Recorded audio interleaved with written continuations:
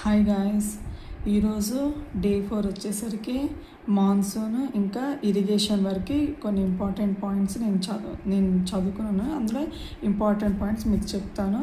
So ఈరోజు ఏంటంటే నేను ఆల్రెడీ ఏవైతే ఇంపార్టెంటో అవి రాసుకొని మీకు చెప్తున్నాను అనమాట. సో దట్ కొంచెమన్నా టైం కలిసి వచ్చింది అని చెప్పి. ఓకేనా? సో ఫస్ట్ మాన్సూన్ చూద్దాం. మాన్సూన్ అంటే అరబిక్ వర్డ్, మౌసమ్ అనేది గుర్తుపెట్టుకోవాలి. Season, monsoon is an Arabic word, Mausam అంటారు, అది సీజన్ అనమాట. సో టోటల్ ప్రెసిపిటేషన్ ఎంత అంటే టోటల్ అమౌంట్ ఆఫ్ ప్రెసిపిటేషన్ 1195.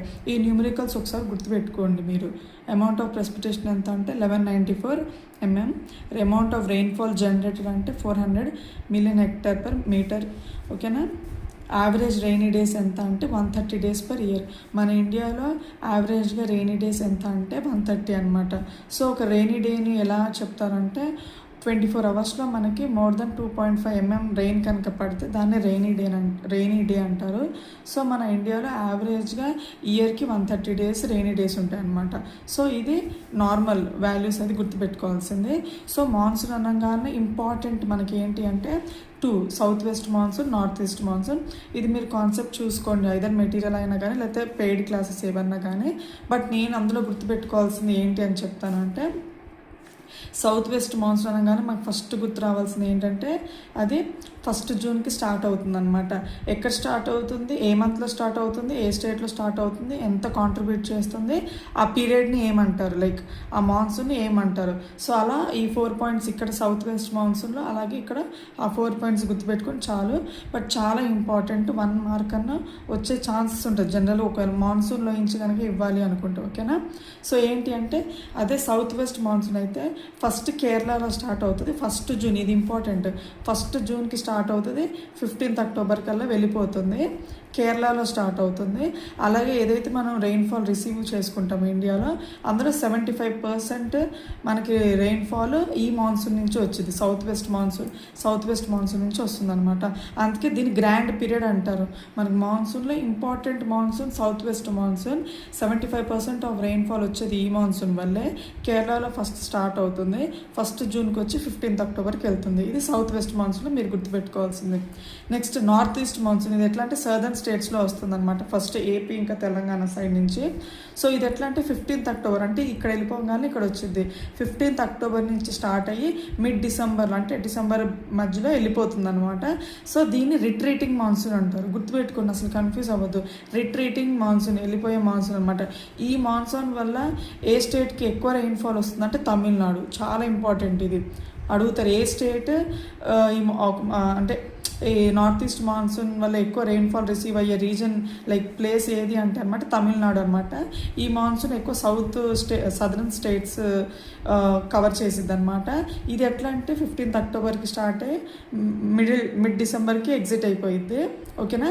ఇది 15% ఆఫ్ రెయిన్ఫాల్ అనమాట. ఇది ఏంటంటే మోర్ దెన్ 75%. ఇది 15% of rainfall is because of north east monsoon అనమాట. ఇది మాన్సూన్లో గుర్తుపెట్టుకోవాల్సింది. అయితే ఈ ఎల్ నీనో టర్మినాలజీ అనేది చాలా ఇంపార్టెంట్. ఏంటి ఎల్ నీనో అంటే రైజ్ ఇన్ ఓషన్ టెంపరేచర్స్. అంటే సడన్గా మనకి మాన్సూన్ వేరియేషన్స్ ఉంటుంది కదా, టెంపరేచర్ డిఫరెన్స్ రైజ్ అండ్ అలా, దాన్ని ఎల్ నీనో అంటారు అనమాట. ఈ టర్మినాలజీ ఒకసారి చూసుకోండి, ఎల్ నీనో. ఓకేనా?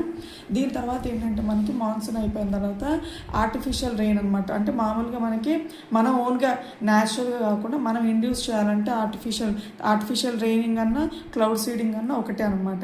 ఏంటంటే మనం ఒక మెటీరియల్ క్లౌడ్స్లోకి ఇండ్యూస్ చేసి ప్రెసిపిటేషన్ అంటే వర్షం వచ్చేలా చేయడం అనమాట. అది 2 types అనమాట, కోల్డ్ సీడింగ్, వామ్ సీడింగ్ అనమాట. ఓకేనా? ఇది ఖచ్చితంగా చూసుకోండి. Cold seeding example, warm seeding example. ఓకేనా? కోల్డ్ సీడింగ్ అయితే silver iodide or dry ice. Dry ice అంటే తెలుసు కదా, సాలిడ్ కార్బన్ డైఆక్సైడ్ని డ్రై ఐస్ అంటారు. డ్రై ఐస్ అంటారు.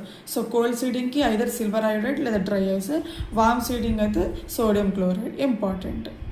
ఇంపార్టెంట్ అనమాట. సో మనకి వామ్ సీడింగ్లో సోడియం క్లోరైడ్, కోల్డ్ సీడింగ్లో అయితే silver iodide or dry ice అనమాట. ఇవేంటంటే 2 ఆర్టిఫిషియల్ రెయినింగ్ కోసం వాడే మెటీరియల్స్ అనమాట. ఓకేనా. నెక్స్ట్ వెదర్ ఫోర్కాస్టింగ్లో మనకి 4 ఉంటాయి. ఏంటిదంటే now forecast, short range, medium range, long range అనమాట. సో ఈ 4 ఉంటుంది. నౌ ఫోర్కాస్ట్ అంటే ఏంటి అంటే 0 to 6 అవర్స్లో మనం తీసే ఫోర్కాస్ట్ని నౌ ఫోర్కాస్ట్ అంటే ఇప్పటికిప్పుడు అనమాట. అది నౌ ఫోర్కాస్ట్. ఈ రేంజెస్లో మనకి షార్ట్ రేంజ్ ఉంటుంది, మీడియం రేంజ్ ఉంటుంది, లాంగ్ రేంజ్ ఉంటుంది అనమాట. సో షార్ట్ రేంజ్ అంటే లెస్ దెన్ 3 days అనమాట. అంటే 72 అవర్స్కి మనం చూసేదాన్ని వెదర్ షార్ట్ రేంజ్ అంటారు. 3 to 10 days అయితే మీడియం, మోర్ దెన్ 10 days అయితే లాంగ్ రేంజ్ వెదర్ ఫోర్కాస్టింగ్ అనమాట. సో మ్యాక్సిమం మనకి ఏంటంటే ఫార్మర్స్కి యూజ్ అయ్యేది ఎట్లా ఏంటి అంటే మీడియం రేంజ్ వెదర్ ఫోర్కాస్టింగ్ అనమాట. లెస్ దెన్ 3 days అన్నా లేకపోతే 72 hours లోపు ఏది తీసుకున్నా దాన్ని షార్ట్ రేంజ్ వెదర్ ఫోర్కాస్టింగ్ అంటారు. ఈ షార్ట్ రేంజ్ ఎట్లా అంటే మెయిన్గా మనకి పర్ డేకి 2 times తీస్తారు.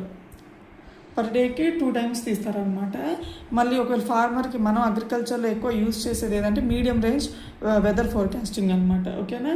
ఇది ఎట్లా అంటే మనకి ఫార్మర్స్కి యూజ్ అయ్యేలాగా మనం ఇది ఫోర్కాస్ట్ చేస్తాం అనమాట. అయితే లాంగ్ రేంజ్ దేనికి అంటే మనకి మన షార్ట్ రేంజ్ ఈ స్టాటిస్టికల్ అబ్జర్వేషన్స్ ఉంటాయి కదా పెద్దవి, అట్లా మనకి ఏంటంటే long range weather forecasting base చేసి అవి స్టాటిస్టికల్ అబ్జర్వేషన్ చేస్తారనమాట. సో ఇది గుర్తుపెట్టుకోండి, డేస్ ఎన్ని డేస్కి ఏ రేంజ్, అలాగే ఫార్మర్స్కి మనం యూజ్ చేసే రేంజ్ ఏంటిది అది ఒకటి గుర్తుపెట్టుకోండి. ఓకేనా. Now forecast 0 to 6 hours, short range less than 3 days or 72 hours, medium range 3 to 10 days, long range weather forecasting more than 10 days.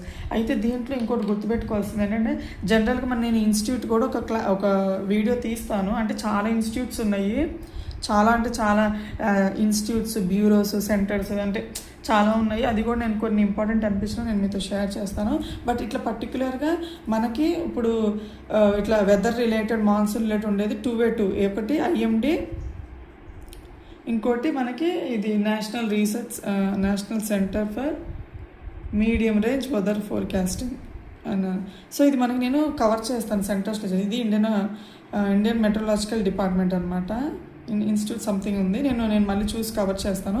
So ఇందులో ఈ వెదర్ ఫోర్కాస్టింగ్లో ఇది బాగా ఇంపార్టెంట్ అనమాట. సెంటర్స్ ఇప్పుడు మనకి సెంటర్స్ కూడా ఇస్తున్నారనమాట. లాస్ట్ టైం ఇచ్చారు, అంతకుముందు కూడా ఇచ్చారు. బట్ ఈ వెదర్ ఫోర్కాస్టింగ్లో ఉన్న ఒకటి ఏంటంటే national centre for medium range weather forecasting. ఇది ఎక్కడ ఉందంటే న్యూఢిల్లీలో ఉంది. ఖచ్చితంగా గుర్తుపెట్టుకోండి, ఎందుకంటే స్పెసిఫిక్గా సెంటర్స్ ఉంటాయి కాబట్టి ఎక్కువ లేకుండా ఉన్న ఒకటి గుర్తుపెట్టుకోవాలి. National centre for medium range weather forecasting అనమాట. ఇది న్యూఢిల్లీలో ఉంది. ఎక్కువ వరకు చాలా ఢిల్లీలోనే ఉంటాయి అన్నమాట. ఒకవేళ మీరు క్వశ్చన్స్ లైక్ ఎక్కువ నేను పెట్టలేదు, డేర్ చేయగలను, 50-50 ఛాన్సెస్ తీసుకోగలనంటే ఇలాంటి క్వశ్చన్స్కి ఒకవేళ సెంటర్స్ ఏదైనా ఇచ్చి ఏంటి అంటే అది ఎక్కువ ఢిల్లీ అయ్యే ఛాన్స్ ఉంటుంది అనమాట. కాకపోతే మనం రిస్క్ తీసుకోవద్దు, ఎందుకంటే నెగిటివ్లో పోతుంది. బట్ ఏదన్నా కానీ ఢిల్లీ ఎక్కువ ఉంటాయి అన్నమాట సెంటర్స్. ఇది మనకి మాన్సూన్ అనమాట. మాన్సూన్ అయిపోయినాక నెక్స్ట్ మనకి వాటర్ లాగింగ్ కాన్సెప్ట్ ఉంది కదా, ఏదైతే మనకి మ్యాక్రోపోర్స్, మైక్రోపోర్స్ అన్ని ఫిల్ అవుతాయి. ఆ డెఫినేషన్స్ అన్నీ మీరు చూసుకోండి. బట్ ఇలాంటి వాల్యూస్ ఉంటాయి కదా, redox potential, EH, water logged సాయిల్స్కి అయితే ఎంత EH, ఎంత రెడాక్స్ పొటెన్షియల్, వెల్ ఏరేటెడ్ సాయిల్స్కి అయితే ఎంత అనేది మీరు చూసుకోండి అనమాట. వాటర్ లాగ్ అయితే -250 to 300, వెల్ ఏరేటెడ్ అయితే 400 to 700. మనకి ఎట్లా అంటే ఇండివిజువల్ చదివినప్పుడు ఇట్లా ఇన్ని ఉంటాయా అనిపిస్తుంది కానీ బట్ ఫుల్ లెంత్ టెస్ట్ రాసేటప్పుడు మాత్రం మనకు ఖచ్చితంగా తెలుస్తుంది, ఇంత చిన్న బిట్ ఇచ్చారు ఇది పెట్టలేకపోయామా అన్నట్టు అనిపిస్తుంది. అందుకే మనం ఎక్కడ స్కిప్ చేయకుండా ఉన్న కొన్ని ఈజీ టాపిక్స్లో అసలు ఒక్క మార్క్ కూడా మనం మిస్ చేసుకోవద్దు అనమాట. ఓకేనా. సో ఇది రెడాక్స్ పొటెన్షియల్. ఇంకోటి ఇరిగేషన్ అనగానే మనకి ఇంపార్టెంట్ టాపిక్ ఏది అంటే IW/CPE రేషియో, అంటే irrigation water cumulative pan evaporation అనమాట. ఇది మనకి చాలా క్రాప్స్ ఉంటాయి అన్నమాట. ఈ IW/CPE రేషియో అనమాట. అంటే మనం ఇరిగేషన్ షెడ్యూలింగ్ ఇస్తాం కదా, ఒక క్రాప్కి ఎంత కావాలి ఏంటి అనేది, అది మనం దీని బేసిస్ మీద ఇస్తాం అనమాట. ఇది సాయిల్ మాయిశ్చర్ ఇండెక్స్ అప్రోచ్ అనమాట. ఇది మనం ఏంటంటే ఈ వాల్యూస్ ప్రకారం ఆ క్రాప్కి వాటర్ ఇస్తాం అనమాట. సో మీరు అన్ని క్రాప్స్ చూసుకోండి, మనకి especially wheat, maize, rice, cotton, groundnut, safflower, అలా అన్ని క్రాప్స్ చూసుకోండి. బట్ హైయెస్ట్ లోయెస్ట్ మాత్రం అసలు మర్చిపోవద్దు. హైయెస్ట్ వచ్చేసరికి రైస్, ఎంత IW/CPE రేషియో అంటే 1.2, మనకి ఇట్లా నేమ్ రాసి ఆ బుక్స్లో అయితే ఒక 7-8 క్రాప్స్ ఉన్నాయి. అవి ఒకసారి చూసుకోండి. దాంతోపాటు ఈ 2 అసలు మర్చిపోవద్దు. హైయెస్ట్ రైస్ ఉంటుంది 1.2, లోవెస్ట్ ఐడబ్ల్యూసిపి రేషియో అంటే సాఫ్లవర్ 0.4 అనమాట. సో హైయెస్ట్ లోవెస్ట్ ఇంపార్టెంట్, అసలు మర్చిపోవద్దు. అలాగే ఇంకో ఇంపార్టెంట్, ఇది క్రిటికల్ స్టేజ్ ఆఫ్ ఇరిగేషన్స్లో వీట్ ఏ పాయింట్ నాబార్డ్ ఏంటి అగ్రికల్చర్ ఎగ్జామ్లో ఇరిగేషన్లో ఏదైనా ఇవ్వాలంటే అది వీటే అవుతుంది. ఓకేనా. సో మనకి ఇప్పుడు ఏంటంటే చాలా ఉన్నాయి క్రిటికల్ స్టేజెస్. మన critical stages wheat, rice, maize, కాటన్లో బోల్ ఫార్మేషన్, గ్రామ్లో ప్రీ ఫ్లవరింగ్, అలా అన్నీ ఉంటాయి. మీరు ఖచ్చితంగా ఇరిగేషన్ టాపిక్ ఖచ్చితంగా 1 మార్క్ వస్తుంది. ఇరిగేషన్లో ప్రతి ఒక్కటి మీరు కవర్ చేయండి. ఇందులో ఏంటంటే నేను కొన్ని మీకు అంటే స్ట్రెస్ చేయాల్సినవి, ఎక్కువ రివిజన్ ఇవ్వాల్సినవి చెప్తున్నాను అనమాట. సో అందులో ఈ 4 క్రాప్స్ చాలా ఇంపార్టెంట్. వీట్ వచ్చేసరికి క్రౌన్ రూట్ ఇనిషియేషన్, గ్రామ్ వచ్చేసరికి ప్రీ ఫ్లవరింగ్, చిక్పీ వచ్చేసరికి లేట్ వెజిటేటివ్ ఫేజ్, అలాగే రాగి వచ్చేసరికి ప్రైమోడియల్ ఇనిషియేషన్ అండ్ ఫ్లవరింగ్ అనమాట. ఇవి క్రిటికల్ స్టేజెస్ ఆఫ్ ఇరిగేషన్. ఈ స్టేజెస్లో ఉన్నప్పుడు ఈ క్రాప్స్కి ఖచ్చితంగా వాటర్ ఇవ్వాలి, అంటే ఇరిగేషన్ ఇవ్వాలన్నమాట. ఓకేనా. మీరు ఇట్లాంటి కాన్సెప్ట్ వైజ్ గుర్తుపెట్టుకుని ఏంటంటే మెమరీ గుర్తుంటుంది. ఓకే ఈ క్రాప్కి ఈ టైంలో వాటర్ కావాలి కాబట్టి ఇలా ఇవ్వాలి. అంటే మనకి ఎక్కువ టైం లేదు, లేకపోతే ఇండివిజువల్ టాపిక్ చెప్పాలంటే ఒక్కొక్క టాపిక్కి 1/2 అవర్ చెప్పొచ్చు. లైక్ ఇరిగేషన్ అంటేనే అదొక 1 అవర్ పడుతుంది మనకి, మొత్తం డీప్ వెళ్ళాలి కాన్సెప్ట్లో అసలు మర్చిపోకుండా అంటే.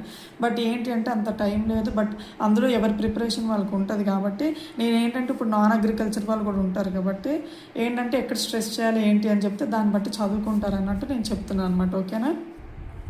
ఇది ఇరిగేషన్ అనమాట. నెక్స్ట్ క్రీడ తెలుసు కదా మనకి హైదరాబాద్లో ఉంటుంది. Central research institute for dry land agriculture హైదరాబాద్లో ఉంటుంది. ఇది ఒక్కోసారి ఇయర్ కూడా అడుగుతారు అనమాట. ఇంపార్టెంట్ 1985 అనుకుంటాను. 1985 ఒక్కసారి నేను చూస్తాను. క్రీడ వచ్చేసరికి 1985 మనకి ఎట్లా అంటే ఇది హైదరాబాద్లో ఉంటుంది 1985. వీళ్ళు ఏంటంటే క్రీడా వాళ్ళు, ఇది యాక్చువల్గా ఇంజనీరింగ్లో కూడా ఇది ఇంకోటి నేను చెప్తున్నాను. నేను ఇది చెప్పడం జనరల్ అగ్రికల్చర్లో కవర్ చేసిన జనరల్ అగ్రికల్చర్, అగ్రానమీ, అలాగే కొన్ని ఇంజనీరింగ్ టాపిక్స్ అంటే సాయిల్ కన్సర్వేషన్ మెథడ్స్లో అవి కూడా ఇందులో కవర్ అవుతాయి అనమాట. నేను ఏంటంటే అగ్రానమీ అంటే కొన్ని క్రాప్స్ చెప్పి కొన్ని ఇవి చెప్దామని చెప్పి మేజర్ పార్ట్ జనరల్ అగ్రికల్చర్లోనే కవర్ చేస్తున్నాను. అంతేగాని ఇది జనరల్ అగ్రికల్చర్లోనే టాపిక్ అని కాదు. ఓకేనా. ఏంటంటే కొన్ని పార్ట్స్ చేసి ఫస్ట్ ఇలా చిన్న టాపిక్స్ జనరల్ అగ్రికల్చర్లో కవర్ చేసుకుంటే మెయిన్ అగ్రానమీలో ఫీల్డ్ క్రాప్స్ కానీ మిగతా ఇంపార్టెంట్ క్రాప్స్ ఏవైతే కంపల్సరీ వస్తే అన్ని క్రాప్స్ చదవలేం కదా, అలా అగ్రోనమీలో కవర్ చేస్తాను. సో ఈ క్రీడ ఏంటంటే ప్లవింగ్ బేస్ ఇంపార్టెంట్. అంటే ఏ డెప్త్ ఉంటే ఏ టైప్ అన్నారంటే ప్లవింగ్కి షాలో డెప్తా, మీడియమ్మా, షాలోనా, మీడియమ్మా, డెప్త్ మనకు సెంటీమీటర్స్ బట్టి క్రీడ వాళ్ళు ఆ ప్లవింగ్ చెప్పారనమాట. Shallow ploughing, medium ploughing, dip ploughing అనమాట. సో ఇది మీరు గుర్తుపెట్టుకోండి. షాలో అయితే 5 to 6 సెంటీమీటర్, మీడియం అయితే 15 to 20, డెప్త్ అయితే 25-30. ఇవి ఏంటంటే నార్మల్. సో మీరు ఖచ్చితంగా ఇరిగేషన్ టాపిక్లో నుంచి ఒక్క క్వశ్చన్ అన్న కంపల్సరీ వస్తుంది. దాంట్లో మీరు కొన్ని టర్మినాలజీస్ పక్కా గుర్తుపెట్టుకోవాలి. ఏంటి అంటే ఈ 5 ఇంపార్టెంట్ అనమాట. పాల్కో, డ్యూటీ, డెల్టా, బేస్ పీరియడ్, రోస్టరింగ్ అనమాట. ఇవి మీరు ఒకసారి చూసుకోండి. పాల్కో అంటే ఏంటంటే జస్ట్ మనకి సోయింగ్ అంటే క్రాప్స్ మనం పెట్టే ముందు ఫస్ట్ ఇరిగేషన్ ఇస్తాం కదా, మంచి సీడ్స్ జర్మినేట్ అవ్వాలి, మంచిగా రావాలి అని చెప్పి దాన్ని పాల్కో అనమాట. సో ఏదైతే ఫస్ట్ ఇచ్చే ఇరిగేషన్ బిఫోర్ సోయింగ్ దాన్ని పాల్కో అంటారనమాట. డ్యూటీ ఏంటంటే మనకి ఏదైతే మనకి ఒక క్రాప్ అంటే పెట్టి నుంచి మెచ్యూరిటీ వచ్చే వరకు ఎంతైతే మనము క్వాంటిటీ ఆఫ్ వాటర్ ఇస్తాం కదా ఇరిగేషన్ ద్వారా, అంటే న్యాచురల్ రెయిన్ఫాల్ కాకుండా మనం ఇచ్చే irrigation. So total volume are quantity of water ఏదైతే మనం ఒక క్రాప్ మెచ్యూరిటీ వచ్చే వరకు ఎంతైతే ఇరిగేషన్ ఇస్తామో దాన్ని డ్యూటీ అంటారనమాట. ఓకేనా.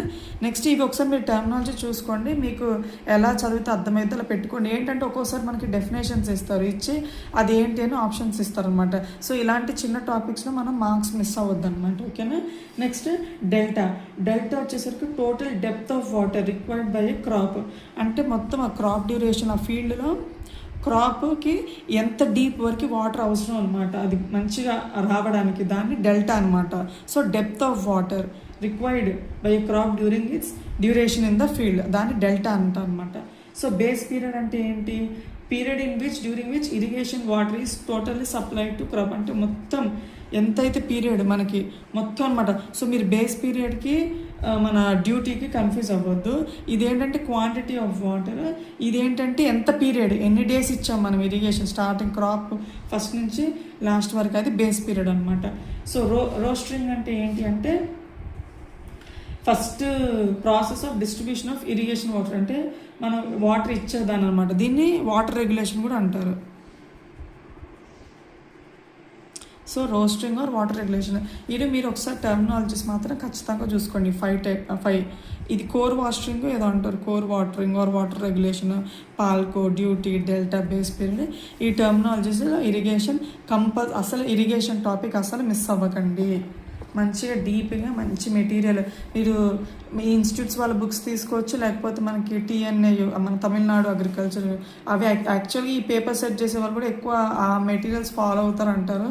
ఎంతవరకు రైటో నాకు తెలియదు. తమిళనాడుది TNA సంథింగ్ మెటీరియల్స్ అనమాట. సో అయితే ఇరిగేషన్లో మీకు ఇంకొకటి ఏంటంటే మనకి ఇట్లా మెథడ్స్ ఉంటాయి, మీరు ఒకసారి చూసుకోండి అనమాట. అంటే సర్ఫేస్ మెథడ్ ఉంటాయి, సర్ఫేస్లో మనకి ఏది వస్తుంది, మన ఇండియాలో ఎక్కువ వాడేది flood irrigation, check basin, ring basin, border strip. నేను ఇంకా అవంతా ఇట్లా డీటెయిల్గా రాయట్లేదు అనమాట, మీకు చెప్తున్నాను, ఒకసారి చూసుకోండి. సర్ఫేస్లో ఏవే వస్తాయి, ఒక్కోసారి అడుగుతారు which is not surface irrigation అని చెప్పి, మనకి ఇచ్చి స్ప్రింక్లర్ డ్రిప్ ఇవ్వచ్చు అనమాట. సర్ఫేస్లో ఏవే వస్తాయంటే ఒకసారి రాస్తాను నేను, ఎందుకు మంచి సర్ఫేస్ ఇరిగేషన్, సబ్ సర్ఫేస్ అంటే 2 వస్తాయి మనకి, మన స్ప్రింక్లర్ డ్రిప్ ఇరిగేషన్, ఈ రెండు సబ్ సర్ఫేస్ అనమాట. సో సర్ఫేస్లో ఏమేమి వస్తాయంటే flood irrigation, next check basin, third ring basin. ఇవన్నీ మీరు ఒక్కసారి డీటెయిల్డ్గా చదువుకుంటే ఇవి గుర్తుంటుంది, ఇది బై హార్ట్ చేయాల్సిన పని లేదు. Border strip, furrow method, 6th కోరిగేషన్. ఇవన్నీ ఏంటంటే టర్మినాలజీస్, ఏ ఇరిగేషన్ కింద వస్తుంది ఏంటి అని చెప్పనమాట. Surge irrigation, క్యాబ్లిగేషన్,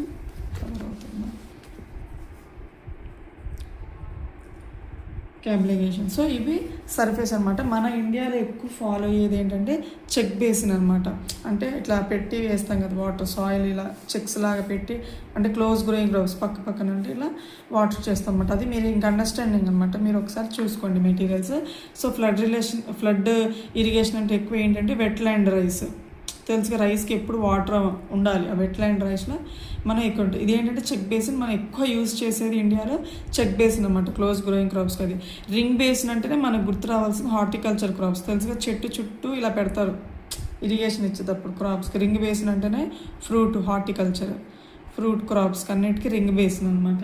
next border strip వచ్చేసరికి మనకి ఏంటంటే ఇదేంటంటే చెక్ బేసిన్ అన్ని నార్మల్ సాయిల్స్ ఉంటుంది కదా, ఇది ఏంటంటే కొంచెం మీడియం టు హెవీ సాయిల్స్ ఉన్నాయనుకోండి, ఇవి కూడా అంతే క్లోజ్ గ్రోయింగ్ క్రాప్స్, కానీ మీడియం టు హెవీ సాయిల్స్ ఉంటాయి కదా కొంచెం, దానికా ఏంటంటే ఇట్లా బార్డర్స్ లాగా స్ట్రిప్స్ లాగా పెట్టి ఇరిగేషన్ సీడ్ అనమాట.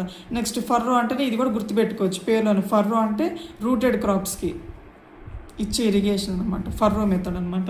ఇది కొరిగేషన్ ఏంటంటే చిన్న అంటే క్రాప్స్ ఏవైతే దగ్గర ఉంటాయి కదా క్రాప్స్కి, వాటికి ఏంటంటే చిన్న ఫర్రోస్ లాగా చేసి వేస్తారనమాట ఇరిగేషన్, దాన్ని కొరిగేషన్ అంటారు. ఇది గుర్తుపెట్టుకోండి మీరు టర్మినాలజీస్. కొరిగేషన్ ఒకటి. సర్జ్ అంటే ఇంటర్మీడియట్ అనమాట, అంటే ఆన్ అండ్ ఆఫ్, ఇది కూడా చాలా ఇంపార్టెంట్. ఆన్ ఆఫ్ని ఏ ఇరిగేషన్ అంటారు, సర్జ్ ఇరిగేషన్ అనమాట. అంటే ఒకసారి ఇచ్చి మళ్ళీ ఆఫ్ చేసి అట్లా ఇంటర్మీడియట్ అప్లికేషన్ అనమాట.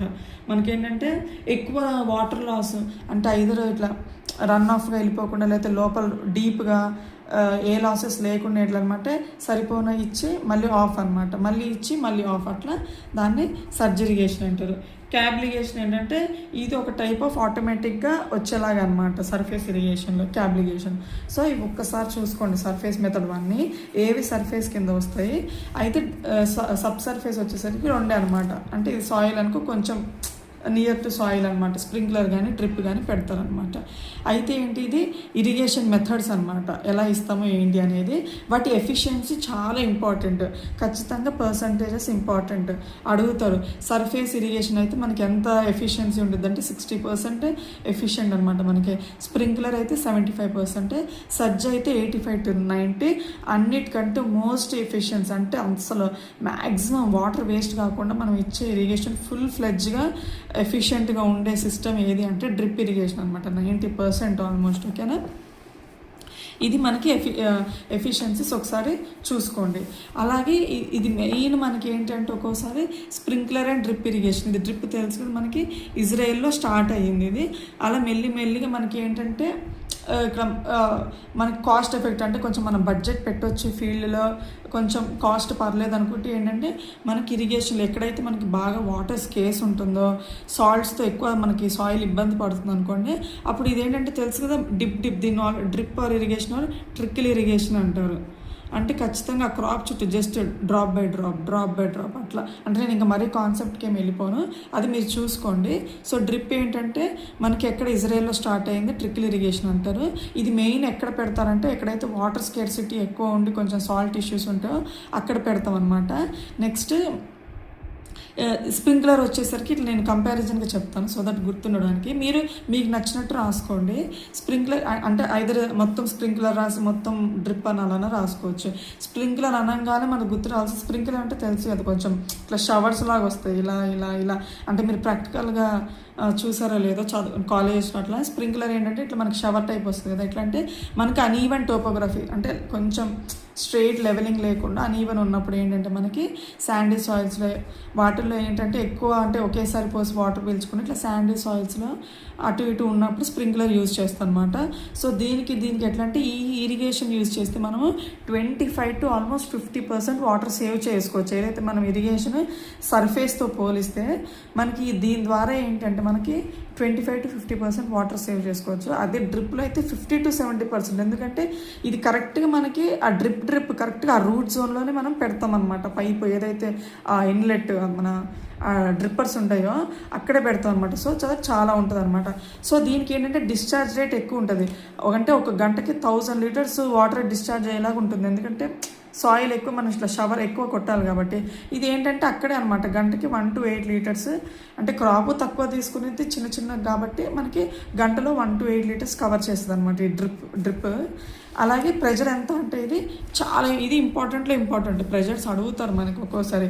స్ప్రింక్లర్కి అయితే ప్రెజర్ ఎంత, మన డ్రిప్ ఇరిగేషన్కి అయితే ఎంత అని. సో డ్రిప్ అయితే 1.5 to 2.5, స్ప్రింక్లర్ అయితే 2.5 to 4.5.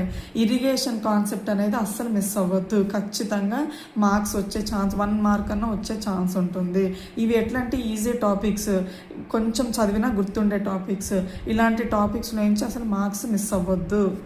ఓకేనా, ఇది ఇరిగేషన్ కాన్సెప్ట్ అనమాట. మీరు ఖచ్చితంగా ఒకసారి అన్నీ చూసుకోండి అనమాట కాన్సెప్ట్. ఓకేనా, దీని తర్వాత డ్రైనేజ్ అనేది చిన్నదే అనమాట. అంటే డ్రైనేజ్ ఎక్కువ అంత స్పెసిఫిక్గా గుర్తుపెట్టుకోవాల్సిన అవసరం లేదు. డ్రైనేజ్ అంటే మనకి ఎక్సెస్ వాటర్ని తీయడం అనమాట. కామన్గా మనం ఏంటంటే ఇలా డిగ్ చేసి అక్కడక్కడ మనం గ్యాప్స్ పెట్టి పంపించేస్తాం వాటర్. దాంట్లో కూడా సర్ఫేస్ డ్రైనేజ్ ఉంటుంది, సబ్ సర్ఫేస్ డ్రైనేజ్ ఉంటుంది. సో సర్ఫేస్ మనం ఎక్కువ యూజ్ చేస్తాం, మనం ఎక్కువ ఫాలో అయ్యేది ఏంటంటే సర్ఫేస్ డ్రైనేజ్. ఏదైతే వాటర్ ఉందనుకోండి ఇలా కొంచెం తవ్వి వాటర్ పంపించేస్తాం అనమాట. సో దాంట్లో కూడా టైప్స్ ఉన్నాయి. ఫ్లాట్ ఏరియాస్కి అయితే ఎలాంటి డ్రైనేజ్, బ్రాడ్ బెడ్ ఫర్రో అయితే ఎలా, ఎంత స్లోపు, ఏ క్రాప్స్కి.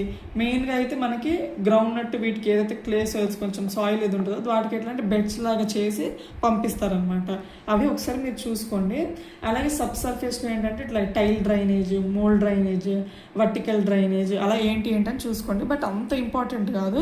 బట్ ఇరిగేషన్లో అయితే డ్రైనేజ్ కంటే కూడా ఇరిగేషన్ చాలా important. Monsoon important, IWS. So ఇక్కడ నేను ఓవరాల్గా ఈరోజు వీడియోలో అయితే మాన్సూన్ ఒకటి, వెదర్ ఫోర్కాస్టింగ్ ఒకటి, irrigation scheduling IW/CPE, irrigation methods, ఎంత ఎఫిషియన్సీ, స్ప్రింక్లర్, డ్రిప్. ఖచ్చితంగా ఇప్పుడు మనకి నాకు అంటే మెయిన్స్ అయ్యే వరకు ఎన్ని వీడియోస్ అవుతాయో తెలియదు కానీ బట్ నాకు ఒకటే ఏంటి అంటే 60 ఒక్క మార్క్తో మీకు అది వచ్చినా పర్లేదు జాబ్. మ్యాక్సిమం అంటే 60 క్వశ్చన్స్లో నుంచి ఒక 10-15 క్వశ్చన్స్ అన్న ఈ వీడియో నుంచి రావాలి అని నేను అనుకుంటున్నాను. చూడాలి మరి ఎంత అవుతుందో. ఒక 10 క్వశ్చన్స్ వచ్చినా హ్యాపీయే నేను. ఎందుకంటే ఇక అంత ఎట్లా అంటే నేను ప్రిపేర్ అయ్యింది షేర్ చేసుకుంటున్నాను. అంటే ఇట్లా మరీ టెక్నికల్గా ఏమంటారు ఎక్స్పీరియన్స్ బాగా అని కాదు, కానీ బట్ ఏంటి అంటే నేను ఎగ్జామ్ రాసి ఉన్నా కాబట్టి ఎలా ఉంటుంది క్వశ్చన్ అట్లా కొంచెం నాలెడ్జ్తో మీతో షేర్ చేసుకుంటున్నాను. సో దట్ ఏంటి అంటే ఆ ఎగ్జామ్ అయ్యేలోపు నేను చెప్పిన వాటిలో ఒక 10 క్వశ్చన్స్ వచ్చినా నాకు హ్యాపీయే.